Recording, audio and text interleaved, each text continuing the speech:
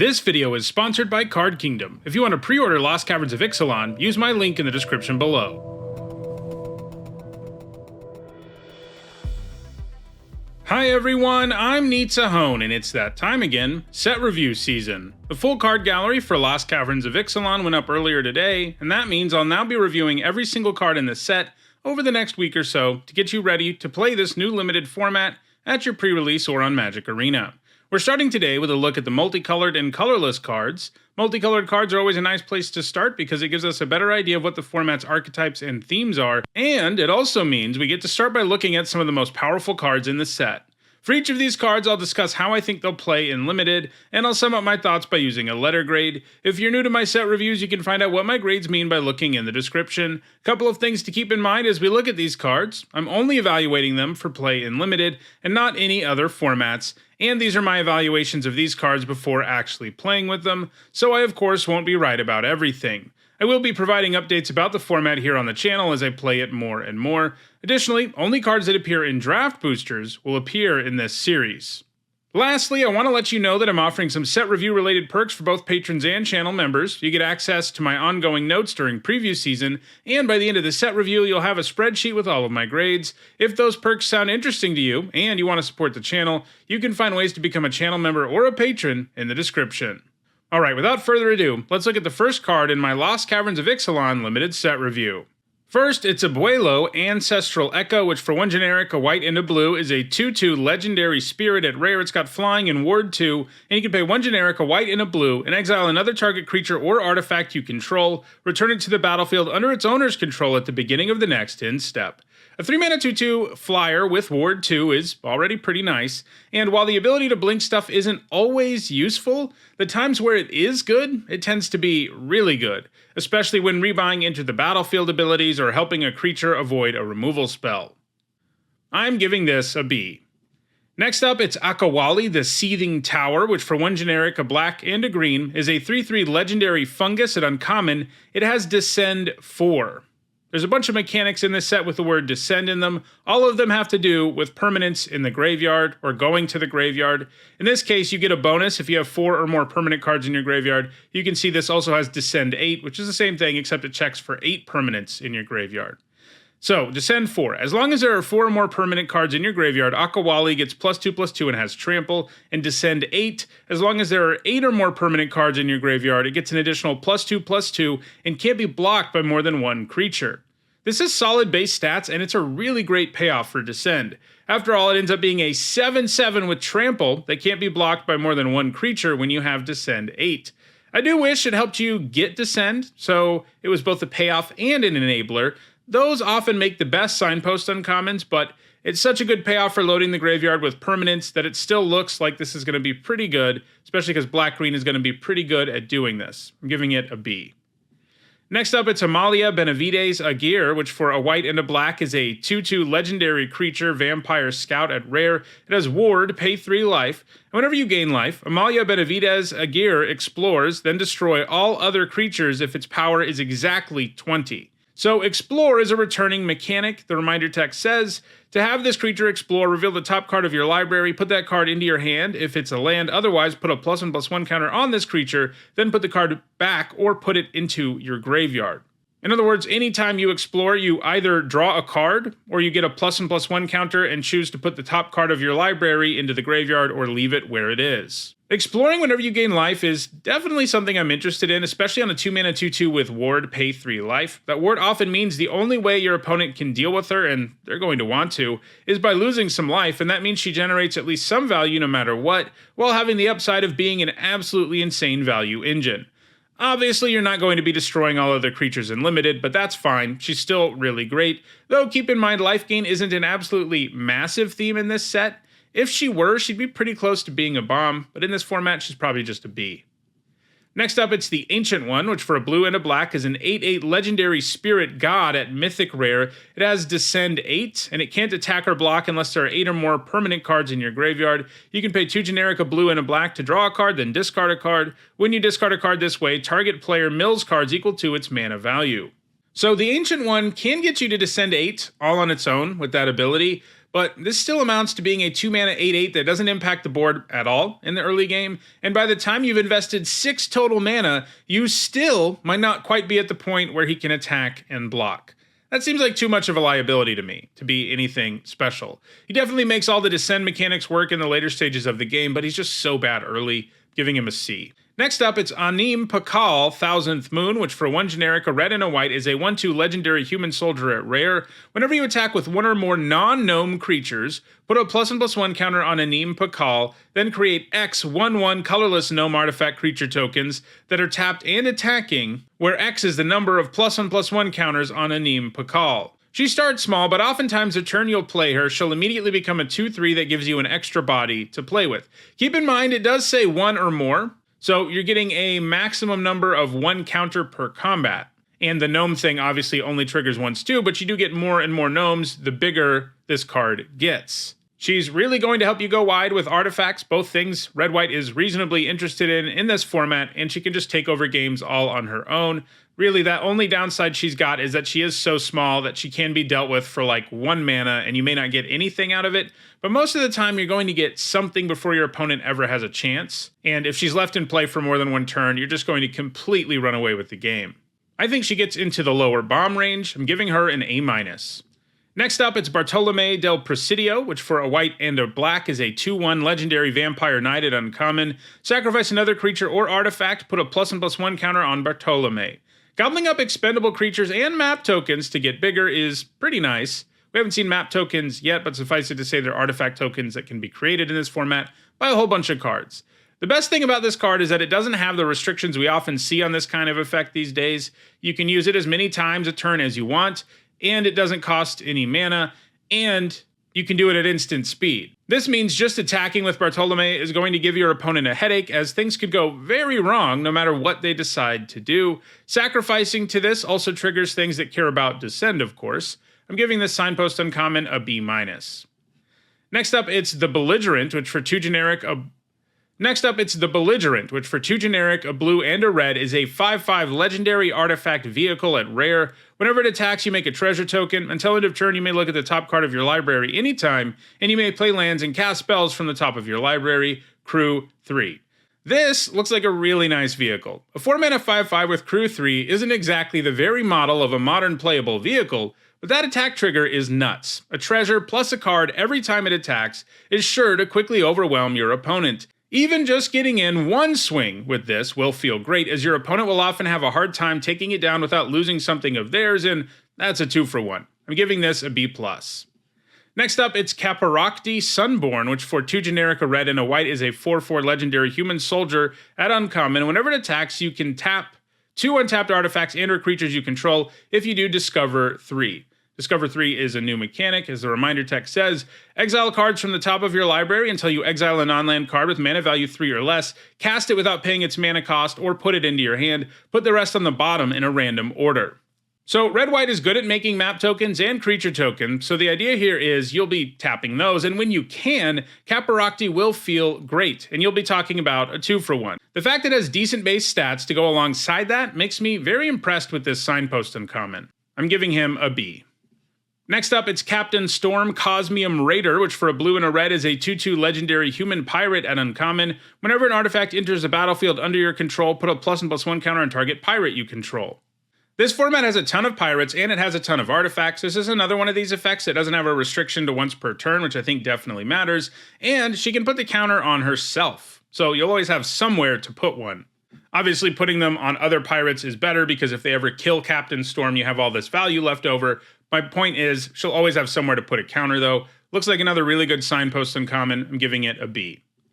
Next up, it's Deep Fathom Eeko, which for 2 generic, a green and a blue, is a 4/4 merfolk spirit at rare. At the beginning of combat on your turn, Deep Fathom Eeko explores. Then you may have it become a copy of another creature you control until end of turn.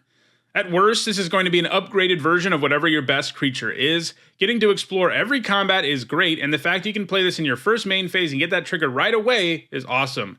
It's also nice that you can choose to keep it around as a 4/4 if that's just better than whatever else you have going on. It also means this clone isn't as reliant on your board state as most are, so it doesn't have the big downside they usually have. This looks great. Exploring every single turn shouldn't be underestimated. I'm giving this a B+. Next up, it's Gishath, Sun's Avatar, which for 5 generic, a red, a green, and a white, is a 7/6 legendary dinosaur avatar at Mythic Rare. It's got Vigilance, Trample, and Haste, and when it deals combat damage to a player, reveal that many cards from the top of your library. Put any number of dinosaur creature cards from among them onto the battlefield and the rest on the bottom of your library in a random order. This is such a weird reprint. This is from original Ixalan.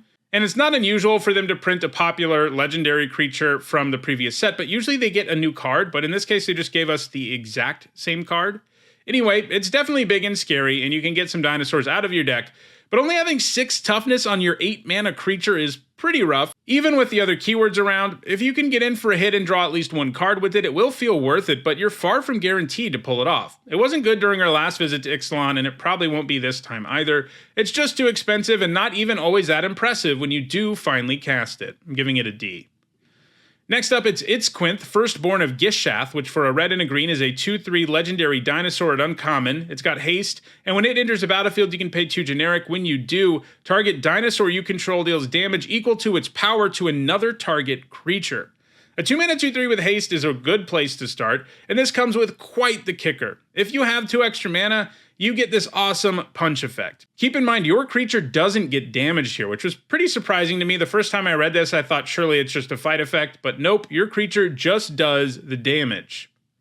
So if this was always a 4-mana 2/3 with haste that did 2 to something, that would be a great limited card, and this has the flexibility of coming down earlier when that's better, and letting another dinosaur do the damage if you have one around in the later game, and that makes this a really, really strong card. I'm giving this a B+.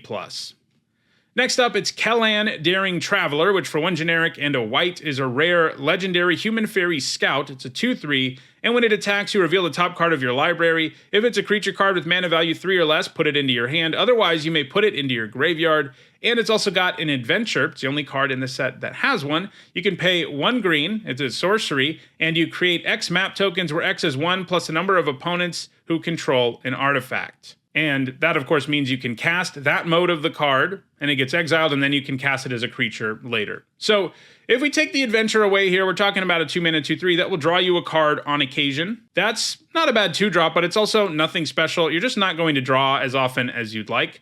The adventure side is nice because Explore can, of course, help you get things set up so that you can draw a card more often with Kellan, and it won't really be unusual to get 2 map tokens from the effect. You can also look at it as a 3-mana 2/3 that makes a map token. Like, there's all these different modes you have as usual with the adventure, and they all sound pretty appealing, but none of them sound particularly game-breaking either, giving him a B.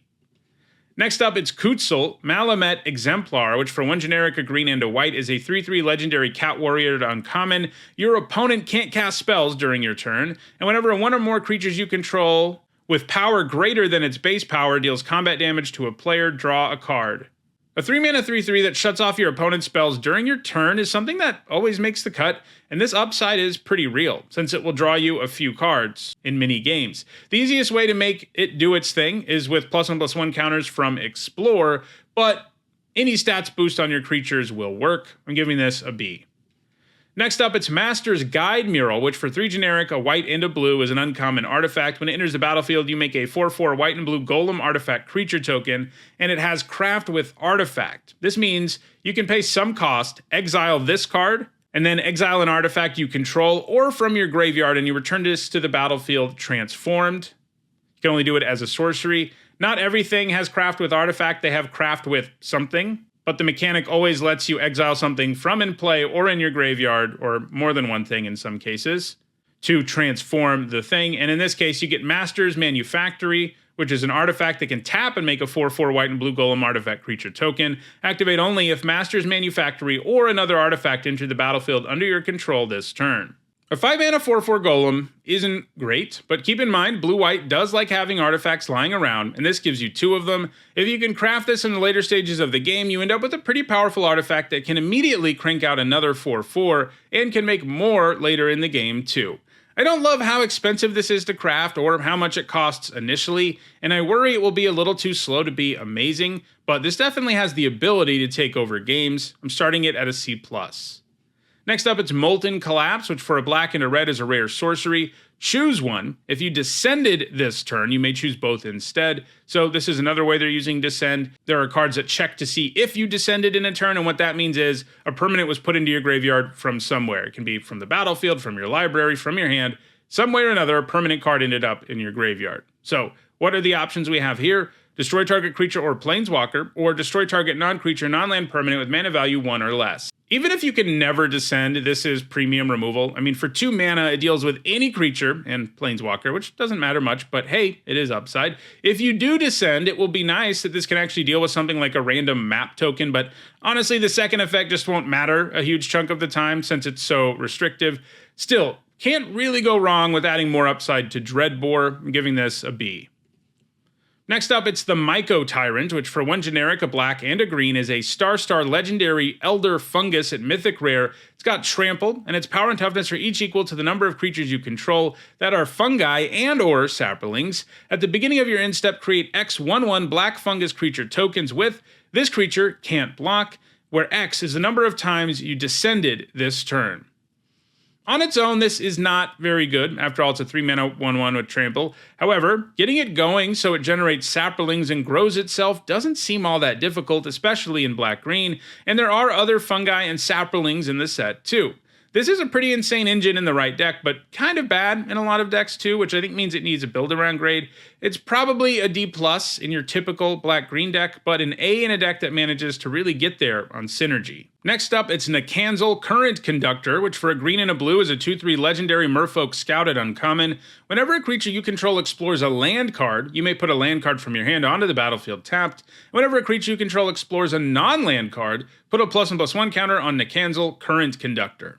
This has nice base stats, and it makes all of your explores way better. Getting to put a land into play right when you hit it with Explore is super relevant in the early game, and while that ability does drop off late, it never really hurts.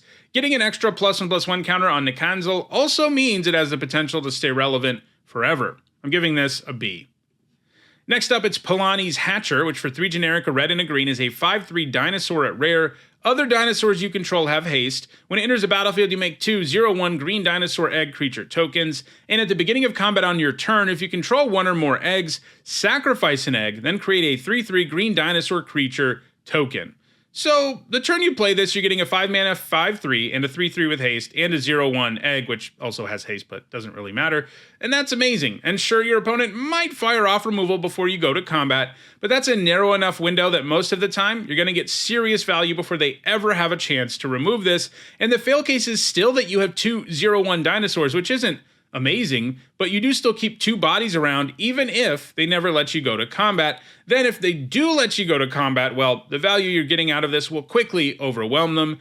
You just get so many good bodies for so little mana, and then the fact this just gives haste to all your other random dinos is amazing. This is a bomb, giving it an A. Next up, it's Quintorius Canned, which for 3 generic, a red and a white, is a mythic rare legendary planeswalker with Quintorius. He starts with 4 loyalty. He's got an ability that says whenever you cast a spell from exile, deal 2 damage to each opponent and you gain 2 life. He's got a +1 that makes a 3/2 red and white spirit creature token, a -3 that discovers 4, and a -6 that says exile any number of target cards from your graveyard, add red for each card exiled this way. You may play those cards this turn. This looks great. His +1 makes a very real body to protect him, and his -3 has the potential to grab a creature too, and no matter what, you'll get some spell out of it. The -3 will also do 2 to your opponent and gain you 2 on top of everything else, because when you discover, you do cast the card from exile. The ultimate will sometimes let you really go off too, but the total package here is definitely a bomb. He can protect himself, net you cards, and he has an ultimate that can win really long games, though I think most of the value comes from the other 2 abilities. Regardless, he's a bomb, giving him an A. Next up, it's Saheeli the Sun's Brilliance, which for a blue and a red is a 2/2 legendary human artificer at Mythic Rare. You can pay a blue and a red and tap her and make a token that's a copy of another target creature or artifact you control, except it's an artifact in addition to its other types. It gains haste, sacrifice it at the beginning of the next in step. This ability is pretty powerful. Obviously, you need something worth making a copy of, but you'll often have that. Copying big, scary creatures is nice, but so is copying just about anything. Creatures with enter the battlefield abilities or death triggers, and there's plenty of that to go around. Copying a map token or something is a lot less exciting, but sometimes that'll be useful too. I'm giving this a B+. Next up, it's Sovereign Okenek Ahau, which for 2 generic, a green, and a white is a 3/4 legendary cat noble at Mythic Rare with Ward 2, and when it attacks, for each creature you control with power greater than that creature's base power, put a number of +1/+1 counters on that creature equal to the difference. A 4-mana 3/4 with Ward 2 isn't a disaster, and this has an effect that synergizes well with Explore, and green-white in general has several cards that pay you off for having cards that have power higher than their base power, including the Signpost Uncommon we saw earlier, so it doesn't seem like a build-around grade is really necessary here. Most green-white decks will be able to make this work, and he's pretty impressive when he does, because your creatures will get more and more of a boost as a result of the counters he gives them, giving this a B+. Next up, it's Squealing Emergence, which for 1 generic, a black, and a green is a rare sorcery. It has Fathomless Descent. That means that this card has some sort of effect that checks for the total number of permanents in your graveyard. It says, return to the battlefield, target non-land permanent card in your graveyard with mana value less than or equal to the number of permanent cards in your graveyard. Loading the graveyard is very doable in this format, so this being able to bring something formidable back for 3 mana in the mid to late game is pretty reasonable. It does bother me a little that it itself is not a permanent, because most of your black-green decks are going to want as many permanents as possible to get the best mileage out of all this Descent stuff, and obviously this is never going to be good in your opening hand. I'm giving it a C+. Next up, it's Ukbenbach, the Great Mistake, which for 3 generic, a blue, and a black is a 6/4 skeleton horror at uncommon. It comes with Vigilance and Menace. It has Descend 8, and you can pay 4 generic, a blue, and a black, provided you have 8 or more permanents in your graveyard, to return Ukbenbach from your graveyard to the battlefield with a finality counter on it. That means that when this dies, you exile it. So a 5-mana 6/4 Vigilance and Menace is already a pretty imposing creature, and this one can come back in the later stages of the game. Having to deal with this problematic of a body twice in a game isn't going to be easy for your opponent. That said, Descend 8 is pretty intense, and even with blue-black being good at milling itself, this isn't exactly something you should always count on happening. Still, this looks like another really nice Signpost Uncommon, giving it a B. Next up, it's Vito, Fanatic of Aots, which for 2 generic, a white, and a black is a 4/4 legendary vampire demon at Mythic Rare. It's got flying. Whenever you sacrifice another permanent, you gain 2 life if this is the first time this ability has resolved this turn. If it's a second time, each opponent loses 2 life. If it's the third time, create a 4/3 white and black vampire demon creature token with flying. A 4-mana 4/4 flyer is still a great rate, and getting extra value out of sacrificing things is pretty amazing. I wouldn't count on frequently getting all 3 of these effects, but it isn't impossible, especially with the Signpost Uncommon, which can just sack things without paying any mana. And, just adding gain 2 life every time you sacrifice something is pretty decent upside already, especially with map tokens lying around. And that's probably the best way you can pull this off, is if you stockpile like 3 map tokens and sack them all in the same turn. No matter how you get that token, it's probably going to be pretty hard for you to lose, because you suddenly have 8 flying damage in the air plus all the other value you got. It seems easy enough to get him going in this format, and he has such a high floor anyway that I think he reaches into the lower bomb range, giving him an A-. Next, there's Wail of the Forgotten, which for a blue and a black is a rare sorcery with Descend 8. It says choose 1 if there are 8 or more permanent cards in your graveyard. As you cast a spell, choose 1 or more instead. You can return an online permanent to its owner's hand. You can make an opponent discard a card, or you can look at the top 3 cards of your library and put 1 of them into your hand and the rest into your graveyard. This is a passable card when you don't have Descend 8, which is going to be like a lot of the time. And when you do, it delivers some insane value. I mean, you're not ecstatic about a 2-mana card that only does 1 of these individually, but a card that gives you an option between all 3 is probably already playable. Then with Descend Online, this becomes a 2-for-1 that generates some serious tempo. It will have its weaker mode far more often than the more powerful one though, and I think that probably means it's a C+. Our last multicolored card is Zoa Lava Tongue, which for a black and a red is a 2/2 uncommon legendary goblin warlock with Death Touch. At the beginning of your end step, if you descended this turn, each opponent may discard a card or sacrifice a permanent. Zoa Lava Tongue deals 3 damage to each opponent who didn't. A 2-mana 2/2 Death Touch is solid enough as a starting point, so the fact that Zoyoa gives you such a huge bonus for descending is amazing, especially if you manage to start triggering him in the early game, which looks more than doable in this format. If your opponent can't deal with him and you start making your opponent make these choices, none of them are going to feel very good. That said, in the later stages of the game, your opponent will often be able to make a decision that really doesn't hurt them very much. That's what we see virtually every time we see one of these cards that lets your opponent choose something. You'll be surprised how often your opponent can just be like, okay, I'll sacrifice this thing that I really don't care about, like this random map token. Whereas if you play him early, you're likely to have him chip in for a bunch of extra damage and stuff like that. He's still a pretty good signpost uncommon, but he does have diminishing returns in the later stages of the game, and I don't love that, giving it a B-. Next up, it's Buried Treasure, our first artifact for 2 generic. It's a common artifact treasure. You can tap it and sack it to add 1 mana of any color. You can pay 5 and exile it from your graveyard to discover 5, activate only as a sorcery. Paying 2 mana for a treasure is awful, but this can at least give you an actual card from out of the graveyard, and that certainly matters in this format, where this is likely enough to get milled or sacrificed for value. I'm still not sure I really want to be playing this on turn 2, basically ever. You have all these cards that already make a bunch of map tokens and treasure that you can sacrifice, and those cards usually also have some other effect, just like this does, but the effect that this has is pretty clunky and not always going to be worth the mana you spend. In fact, more often than not, it won't be. So for now, I'm not super interested in this. I'm giving it a D+. Next up, it's Careening Minecart, which for 3 generic is a 3/3 vehicle at uncommon. When it attacks, you make a treasure token, and it has Crew 1. A 3-mana 3/3 vehicle with Crew 1 isn't great. I like getting treasure, and that saves this from being actively bad, but it's probably still just a C-. Next up, it's Cartographer's Companion, which for 3 generic is a 2/1 artifact creature gnome at common. When it enters the battlefield, you make a map token. I've referenced these several times. These are artifacts with pay 1 generic, tap, sacrifice, target creature you control explores, activate only as a sorcery. This isn't a very good rate, I don't think. You can sort of look at it as a 4-mana 2/1 that draws you a card, or a 4-mana 3/2 with some card selection, and neither of those is very good. But there are some decks in the format where you want cards that make multiple artifacts, as well as decks that want to explore a ton, so it's probably not terrible, giving it a C-. Next up is Chim the Inner Sun, which for 6 generic is a mythic rare legendary artifact. Spells you control can't be countered. At the beginning of your end step, discover 5. The can't be countered part of this is mostly irrelevant, but discovering 5 every end step is pretty good. You might only get a 2-drop or something, but having it happen every turn is nice. Now, you probably do need this to trigger twice before you feel okay with it, but the fact it gives you one of those triggers the turn you play it helps make up for that, as this will usually do something to the board right away, and it definitely becomes an insane value engine the later the game goes on, giving it a B+. Next up, it's Compass Gnome, which for 2 generic is a 2/1 artifact creature gnome at common. When it enters the battlefield, you may search your library for a basic land card or a cave card, reveal it, then shuffle and put that card on top. Cave is an important land subtype in this format that we'll see later in this video. We've basically seen this card before, and it's always kind of mediocre. Putting the land on top is miles away from putting it into your hand. This does offer passable fixing, but I think it will be especially attractive to cave decks. Those decks kind of need a critical mass of caves, and having more ways to tutor them up increases your chances of finding them and making your cards work. So I'm giving this a C.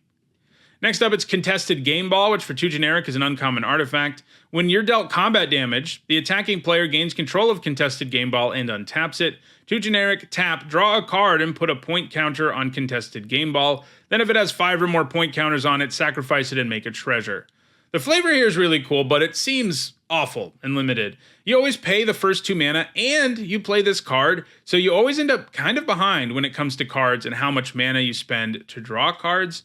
I think that means it's just an F. Next up, it's Digsite Conservator, which for 2 generic is a 2/1 artifact creature gnome at uncommon. You can sack it to exile up to 4 target cards from a single graveyard, activate only as a sorcery, and when it dies, you can pay 4 generic, and if you do, you discover 4. Graveyard Hate looks legit in this format, like something you actually want, as keeping your opponent from being able to craft or take advantage of Descent is really going to matter.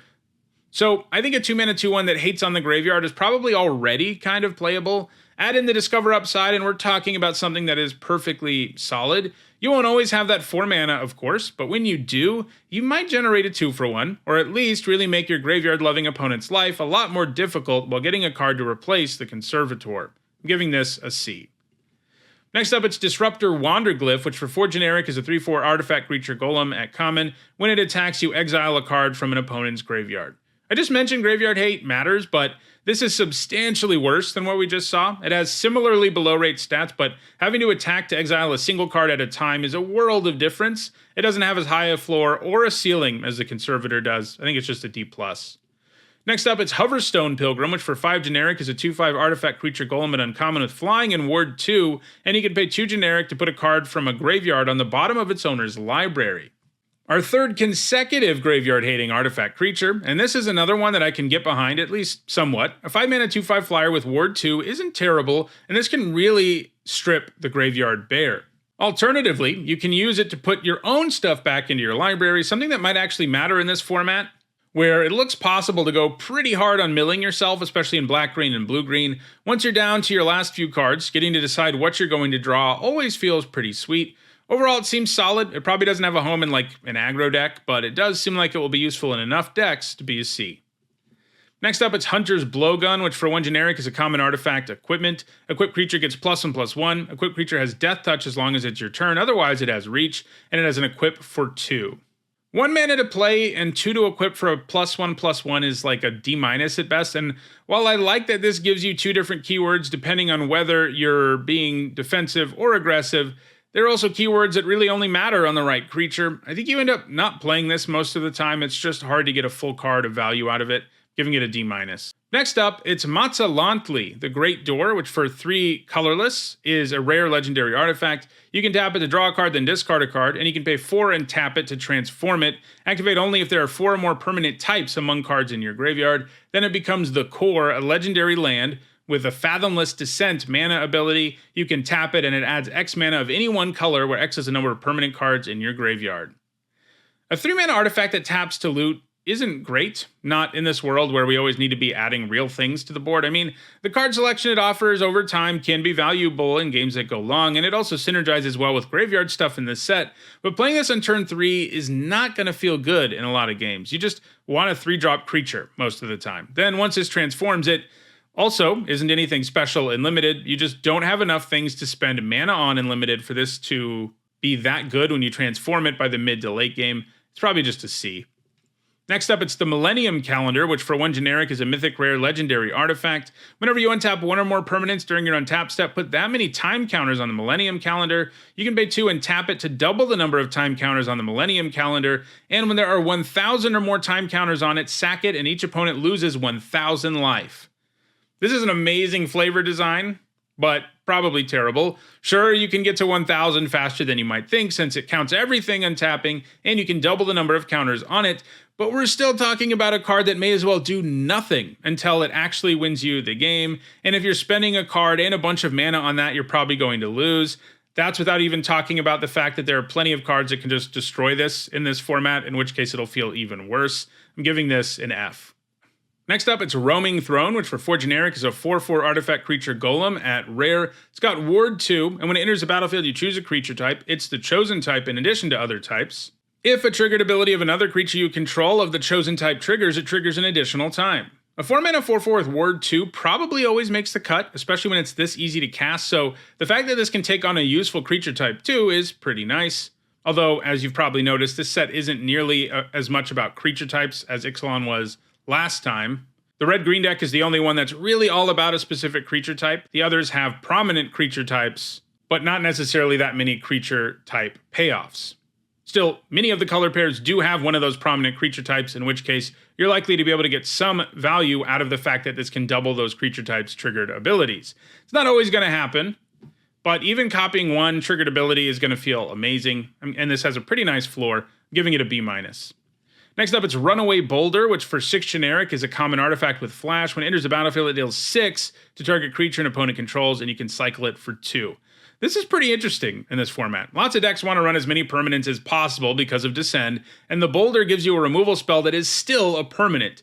Now, it is very far from being efficient, but it does deal with most things, and you can also cycle it away, which also matters for Descend. With all of that in mind, it will make the cut a decent chunk of the time. I'm giving it a C-. Next up, it's Scampering Surveyor, which for 4 generic is a 3/2 artifact creature gnome at uncommon. When it enters, you search your library for a basic land or cave card and put it onto the battlefield tapped and then shuffle. Skittering Surveyor has a friend, and it looks pretty good. Ramping your mana, fixing your mana, and even helping you set up cave stuff is a pretty good deal when it comes attached to a 4-mana 3/2. I'm giving this a B-. Next up, it's Sorcerous Spyglass, which for 2 generic is an uncommon artifact. When it enters the battlefield, you look at an opponent's hand, then choose any card name. Activated abilities of sources with the chosen name can't be activated unless they're mana abilities. This is an F in Limited every time we see it, even if you see a card that you get to name and it kind of matters. Turning off a card's activated ability alone just isn't worth a card, and that's the best case scenario. This is an F. Next up, it's Sunbird Standard, which for 3 generic is an uncommon artifact, and you can tap it to add 1 mana of any color, and it has craft with 1 or more for 5 generic. 1 or more in this case means you can exile 1 or more permanents from your graveyard to transform it. In this case, you get Sunbird Effigy, a star with flying, vigilance, and haste. Its power and toughness are each equal to the number of colors among the exiled cards used to craft it. Now you can see why they worded it that way. And you can tap it, and for each color among the exiled cards used to craft Sunbird Effigy, add 1 mana of that color. This is a really interesting design because we have seen time and time again, a 3-mana artifact that taps for mana of any color isn't playable in most limited formats. It's just too slow, and a mana boost like that isn't worth a card most of the time. But this has some real upside since it can turn into a creature, and it can do it fairly flexibly since it can exile any permanent type. Additionally, it could potentially be absolutely massive or tap for large amounts of mana. Most of the time, you're probably thinking it's going to be a 2/2 flyer that can tap for 2 mana, which is nice but not insane. And the setup cost of getting there is significant. I mean, you end up paying 8 total mana to transform this in the end, and that's not exactly exciting. Especially because this is yet another card that doesn't really impact the board when you play it on turn 3. I think it's got upside. I think it's going to be playable, especially if you're splashing or ramping. I'm giving it a C. Next up, it's Swashbuckler's Whip, which for 1 generic is an uncommon artifact equipment. The equipped creature has reach, and you can pay 2 and tap it to tap target artifact or creature, or you can pay 8 generic and tap it to discover 10, and it has an equip cost of 1. So, 1 to play and 1 to equip to give a creature this tap effect for 2 mana seems kind of okay. I'd like to pay less to tap things, but still, being able to tap things down is a pretty real effect in Limited. It is really weird that they gave it reach. I guess that's mostly a flavor thing because the creature you put this on will often tap something before your opponent goes to combat, in which case reach doesn't matter. But anyway, this can tap things down for a while, and then in the late game you can start discovering, which is nice. If you have the mana available, you can just move it around and tap down a bunch of stuff during your turn, which sometimes matter. Keep in mind, Discover 10 isn't nearly as exciting as it sounds. You're going to have a pretty good chance of just hitting like a 2-drop. Sure, you can hit your bigger cards, and when you do that, it's going to feel great, but a lot of the time you're going to get like a 2-drop for 8 mana, which isn't terrible when we're talking about a mana sink, of course, but it's not amazing either. I'm giving this a C. Next up, it's Tyrion's Soul Cleaver, which for 1 generic is a rare legendary artifact equipment. Equipped creature has Vigilance. Whenever another artifact or creature is put into a graveyard from the battlefield, put a +1/+1 counter on equipped creature, and it equips for 2. 1 to pay and 2 to equip for Vigilance is awful, but getting +1/+1 counters on your creature is pretty doable in this format. This works particularly well with map tokens, which are everywhere, and have a built-in effect that puts them in the graveyard, but things go to the graveyard all the time naturally, so this will certainly grow your creatures. I do wish the Soul Cleaver got the counters instead of putting them on the creature, because it's going to be pretty brutal when they can remove the thing you worked so hard to grow, but you can also move this around depending on what you want to grow and things like that. I'm giving this a C+. Next up, it's Threefold Thunder Hulk, which for 7 generic is a 0/0 artifact creature gnome at rare. It enters with 3 +1/+1 counters on it, and when it enters the battlefield or attacks, you create a number of 1/1 colorless gnome artifact creature tokens equal to its power, and you can pay 2 and sack an artifact to put a +1/+1 counter on it. This is strong. A 7 mana 3/3 that makes 3/1/1s is a pretty good card. That's a ton of stuff to add to the board and is likely to stabilize you even if you're behind. And then it can make even more tokens when it attacks and threaten to eat those tokens to get even bigger and make even more tokens. This will take over games if it isn't dealt with immediately, and even if it is, your opponent is coming out behind because of the value it gives you when it enters the battlefield. This is a bomb, giving it an A. Next up, it's Throne of the Grim Captain, which for 2 generic is a rare legendary artifact. You can tap it to mill 2 cards, and you can craft with a dinosaur, a merfolk, a pirate, and a vampire for 4 generic. In other words, you have to have a creature with each of those types either in play or in your graveyard and pay 4. And when you do, you get the Grim Captain, a 7/7 legendary skeleton spirit pirate. It's got Menace, Trample, Lifelink, and Hexproof. When it attacks, each opponent sacks an on-land permanent. Then you put an exiled creature card used to craft the Grim Captain onto the battlefield under your control, tapped and attacking. This is a super cool design, and I think you'll actually be able to pull this off in some decks. Normally, a 2-mana artifact that mills 2 wouldn't be playable on its own, But there are going to be some decks in this format so reliant on craft and or descend that this delivers some value even before it ever transforms, and obviously it can help itself transform by putting more and more cards into the graveyard. Still, you shouldn't be playing this unless you can get some value out of the front side, apart from hoping you mill creatures with the right type. And you also have to have like a perfect mix of these 4 creature types, which itself is far from a guarantee. Like, you're kind of going to want like 4 of each, which is going to be hard to make happen, but I don't think impossible. If your deck is really interested in this effect anyway, you can definitely spend some time trying to get those things into the graveyard. But yeah, it needs a build around grade. It's going to be an F in most decks, but it's an insane bomb in the right one. I mean, there's no way it isn't. It attacks, gains you 7, does 7 to them, puts one of the creatures into play, tapped and attacking that you exile to cast it. Like, it's pretty much unbeatable if you ever manage to transform this. And that's why it has such a big gap between grades. Like, it's going to be terrible in like 95% of decks in this format. But in that 5%, it's going to be insane. And it's going to be a pretty hard card not to want to like first pick early in the format just because it's so wacky.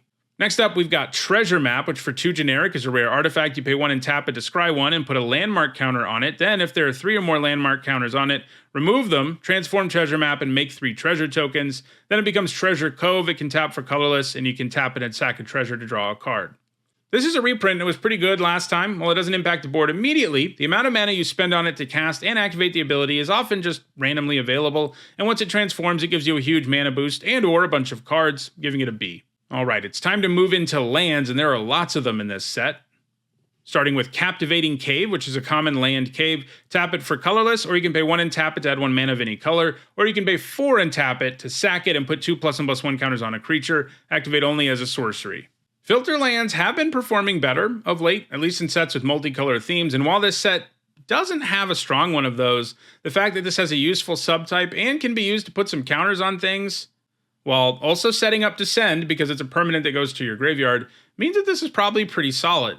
It's kind of a Swiss Army knife. You probably aren't super excited about playing it unless you have some cave payoffs and or you're splashing a color, but I can see playing 1 copy of this in a lot of decks in the format. I'm giving it a C. Next up, it's Cavern of Souls, a mythic rare land that does not have the cave subtype, which is kind of annoying. Kind of feel like they should have issued an erratum to change that because it's literally a cave. But anyway, when it enters a battlefield, you choose a creature type and you can tap it for colorless, or you can tap it for 1 mana of any color, but you can spend that mana only to cast a creature spell of the chosen type, and that spell can't be countered. This is an amazing card in lots of 60-card formats, but it is not good in limited. There generally aren't enough counterspells for that part of the card to matter. Even though this set has some prominent creature types, having a land that can only produce mana of any color for creatures with those types just is never good enough in limited. We've seen this kind of effect so many times, and you might think, well, if I end up with enough creatures of this type, I can sort of look at it as fixing. And you sort of can, but if you've ever tried to play a card like this, you know that you're like, wow, I'm really glad I have this artifact and instant and sorcery in my hand that this can't produce colored mana for. And that's just not worth the risk in like 99% of decks. You may sometimes actually end up in a deck that gets there enough on a single creature type that you do play this, but it's not going to be the case in 99% of your limited decks, and that's why I think it's probably just a D. Next up, it's Cavernous Ma, an uncommon land cave. You can tap it for colorless, and you can pay 2 generic, and it becomes a 3/3 elemental creature until end of turn. It's still a cave. Activate only if the number of other caves you control, plus the number of cave cards in your graveyard, is 3 or greater. There are enough caves to get this going in some decks, and there's also lots of other cave payoffs in the set. We didn't see very many of them in this particular video, but we will see them throughout the week. And the fact that this checks both the graveyard and in play makes it so you can turn this into a 3/3 a lot more often than you would otherwise be able to, especially in a format with a bunch of self-mill. And, you know, I love creature lands that can just produce mana for you early and do the thing you need them to do early, and then in the later game become relevant cards. Like, that's just such a huge upgrade to add to your lands. There is one downgrade here that's important, though, and that's that it only produces colorless mana, which can hurt your mana base. There are some ways around that, like if you have enough fixing and stuff in your deck, you can get around it, but this isn't something you're always going to want to play. You're going to need enough caves, and you're going to need a stable enough mana base. Still, I think the ceiling can be high enough that I want to give it a C. Next up, it's Echoing Deeps, a rare land cave. It enters the battlefield tapped as a copy of any land card in your graveyard, except it's a land or a cave in addition to its other types, and you can tap it for colorless. There aren't that many lands that it will be very exciting to copy. We'll see some, like there are some that can discover and stuff. And, you know, this is a cave that can produce colored mana when you need it to, but then it also has this massive downside where it's kind of awful in your opening hand because it can only produce colorless. So overall, I don't think this one looks very good for limited. I'm giving it a D. Next up, it's Forgotten Monument, which is an uncommon land cave you can tap for colorless. Other caves you control have tap, pay 1 life, add 1 mana of any color. This tries to address the problem we've already seen on several caves. They only produce colorless, a lot of them, and that's a huge hit to your mana base if you're not careful, even with the upside caves give you. If you do have enough caves, this provides some nice fixing, but if you're really reliant on getting this for your fixing, it feels like you're going to be in some trouble. After all, it's an uncommon. You're not likely to have more than 1. I'm giving it a C-. Next up, I have an entire cycle of lands, all of which have hidden in the name, all of which are common, and they have the cave type. They enter tap, they tap for a mana of a single color, and you can pay 4 generic and a mana of that color to sack it and discover 4. I like these. You know, I always like random utility lands that, again, produce mana for you early, and then in the later stage of the game, you can just cash them in for a real card. Again, you just can't do that with most lands and limited. These all let you do it, and sometimes you'll hit like a 1-drop or whatever, but this is an effect you're using when you don't have anything else to do, which is good flood insurance. It gives you something to do in the later stages of the game when you're in top deck mode and you just can't stop drawing lands. Eventually, you'll be able to sack one of these and get some value. They have a useful subtype. You know, you probably don't want a ton of them, especially in aggro decks because they enter tapped, but like the first copy of one of these is probably something I want in virtually every limited deck in the format. I'm giving this a C+. Next up, it's Pit of Offerings, which is an uncommon land cave. It enters tapped. When it enters the battlefield, you exile up to 3 cards from graveyards, and you can tap it for colorless, or tap it for 1 mana of any of the exiled cards' colors. As I've mentioned, hating on the graveyard definitely matters in this format, and this cave will often be able to produce colored mana. It still kind of stinks to have in the early game, but I think it's good enough, early enough, to be fine, and, you know, it's going to be able to produce colored mana a lot of the time. I'm giving it a C. Next up, it's Promising Vein, a common land cave. You can tap for colorless, and you can pay 1 generic and tap it and sack it to search your library for a basic land, put it on the battlefield tapped, and shuffle. We saw a land a lot like this, minus the cave subtype in the Lord of the Rings set, and it really underperformed. It seemed like this card, you know, it's like Evolving Wilds, the downside being that you have to pay mana for the ability, but it can produce mana right away, unlike Evolving Wilds. And it seemed like the trade-off was going to be worth it, but it really didn't turn out that way. Costing 1 generic to sacrifice is just a big deal. Like, being able to play Evolving Wilds and search up a land immediately every time you play it, with, and still having some mana left over is a big deal, and that's a lot harder to do here. And that's kind of how it played out with, I think it was called Shire Terrace. But there's some stuff going on here that I think will make this better than Shire Terrace was. For one thing, it has a useful subtype. The cave thing definitely matters in the format. They're going to be cave decks. Additionally, this is a permanent that puts itself in the graveyard, something that inherently has some value in this set. I still think it's probably worse than your typical Evolving Wilds. Maybe it won't shake out that way, but it seems solid enough. I'm giving it a C. Next, there's Restless Anchorage, a rare land that enters tapped. It can tap for white or blue. You can pay 1 generic, a white or a blue, and until end of turn, it becomes a 2/3 white and blue bird creature with flying. It's still a land. When it attacks, you make a map token. So, just like in the last set, we have a powerful cycle of rare creature lands here. They fix your mana and have the ability to become very relevant creatures in the later stages of the game, creatures that are largely immune to sorcery speed removal, just like we talked about with the cave land. Never underestimate how big of a deal it is that one of your lands that produced mana for you early remains a very real card late. This one even has evasion and generates map tokens, which helps you dig deeper into your library and stuff like that. It might be the best of this cycle in this particular set. All of them are really good, though, just like they were in the last set. I'm giving it a B+. Next up, it's Restless Prairie, which is a rare land. Enters tapped. It can tap for green or white. You can pay 2 generic, a green and a white, and it becomes a 3/3 green and white llama creature token until end of turn. It's still a land. Whenever it attacks other creatures you control, get +1/+1 until end of turn.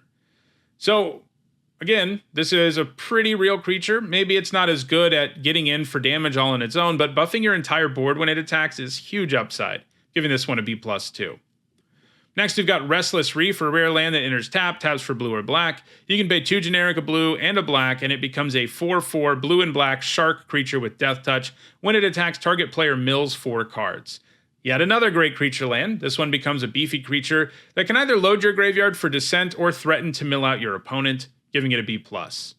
Next up, we've got Restless Ridgeline, a rare land that enters tapped. You can tap it for a red or a green. You can pay 2 generic, a red and a green, and it becomes a 3/4 red and green dinosaur creature token until end of turn. It's still a land. When it attacks, another target attacking creature gets +2/+0 until end of turn. Untap that creature. This creature maybe isn't as impressive as the others we've seen so far, but the fact it can buff something else generally means it can open up a good attack for another creature too. I think this is another B+. And our last in the cycle is Restless Vents, a rare land, enters tapped, taps for black or red. And you can pay 1 generic, a black or a red, and it becomes a 2/3 black and red insect creature with menace. And when it attacks, you may discard a card. If you do, draw a card. This is probably the worst of these. It's hard to block and it lets you rummage, but a 2/3 is a lot less relevant all game long than the other creature lands we've seen, even one with menace. And it doesn't really do anything to make your other attackers better the way the other smaller, less evasive creature lands in this cycle do. It's still really, really good. Having a land that can help you rummage, and, you know, it's a creature your opponent has to account for and need 2 blockers for on a lot of board states. So it's still really good. It just doesn't feel quite as capable of being a huge problem in the late game as the other 4. I'm just giving this one a B. Next up, it's Sunken Citadel, a rare land cave, enters tapped. As it enters, you choose a color. Add 1 mana of the chosen color. Tap it for that, obviously. Or you can tap it and add 2 mana of the chosen color, but you can only spend that mana to activate abilities of land sources. This isn't too terrible at fixing your mana, and this format has many more lands around for you to spend extra mana on. But it isn't that likely that it comes up, even in this set, so you're mostly paying for the fixing, and the other thing will come up on occasion, giving this a C. And our last land and the last card in this video is Volatile Fault, an uncommon land cave. You can tap it to add colorless. You can pay 1 and tap it and sack it to destroy a non-basic land an opponent controls. That player may search your library for a basic land card, put it on the battlefield, tap, then shuffle. You make a treasure token. As we've seen, there are a lot of non-basics in this format, and sometimes they'll be worth blowing up, especially those creature lands. And you get a treasure out of the deal, which is nice. Still, it doesn't feel like there are so many targets for this that you really end up playing it, and sometimes blowing up your opponent's non-basic land just isn't going to be worth allowing them to search up any non-basic or any basic land in their deck anyway. So I think most of the time you just don't play this. Maybe it's more of a sideboard card against someone who has like a creature land and maybe another problematic land, but it's probably just a D. So those are all the multicolored and colorless cards in the Lost Caverns of Ixalan. Tomorrow, I'll be back to take a look at all the white cards. If you enjoyed this video, don't forget to like it and share it so that others can enjoy it too. If you want to make sure you catch the rest of this review, don't forget to subscribe and turn on notifications. If you're watching this after more of the set review is up, you will see a playlist on your screen shortly. Lastly, if you want to go the extra mile in supporting me and the channel while getting some set review related perks, you can become a channel member or a patron. You can find ways to do those things in the description. Thanks for watching.